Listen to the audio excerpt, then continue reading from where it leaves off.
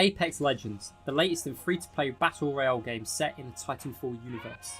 Developed by Respawn Entertainment and also available on Origin, PS4 and Xbox.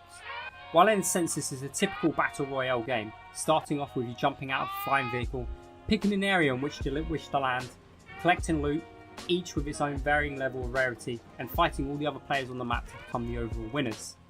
Where it differs though, is at this moment in time it's only 3 people squads.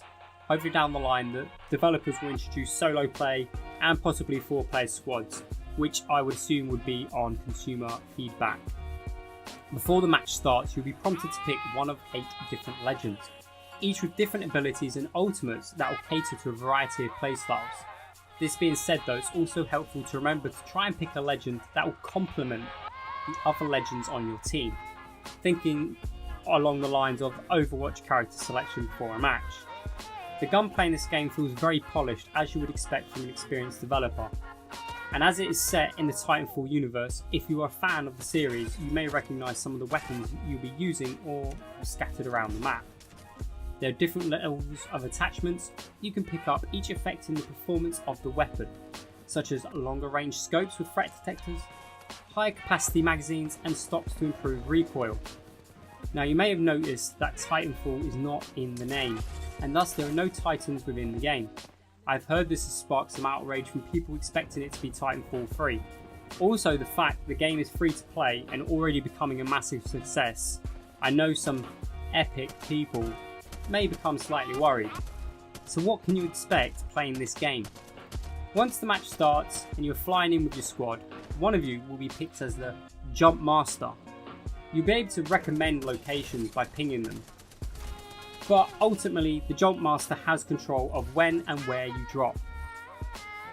Once you jump, the squad will stay together under the control of the Jump Master, but if you so wish, you can break off from the group. This is done to try and keep the squad together and get you to work as an actual team and not try and Johnny Rambo it yourself. Once you land, the standard Battle Royale moment will happen as you run around trying to find a weapon of any kind to have a fighting chance of staying alive. At this point, even pistols are a great success.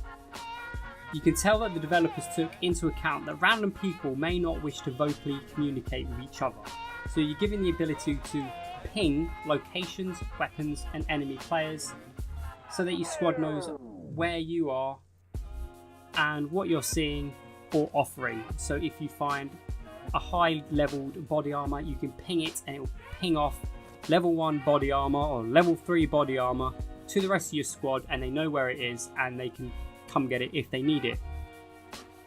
As you are fighting through the match, you'll be informed of the kill leader, which if you notice around the map there are these bangers hanging out. This will show the kill leader and his squad. You're awarded bonus points for actually killing the kill leader, and if you can become the kill leader, you will see yourself up in these banners with your name, your character and then the rest of your squad. Although you most likely be playing with randoms, you need to do your best to work as an efficient squad, helping each other out using your ultimates or trying to find enemies to keep you and your team members alive. Not to fear though, because if you die and you are thirsted by the enemy, your team members have a limited time to go to your body and collect your banner. They'll do this by going up to your loot box, and if they go to enter your loot box, they will collect your banner. They can then take this to a respawn point, which is like a green triangle on the map, and when you get there it's like this glowing green thing standing up on some legs, and they can respawn you there and you'll fly back into the match.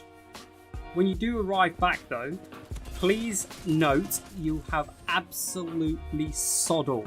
So if you have some nice teammates, they might drop you a weapon, but more than likely you'll just have to run around like a headless chicken trying to scrounge up any leftover equipment nobody wanted. So you'll have all the worst loot.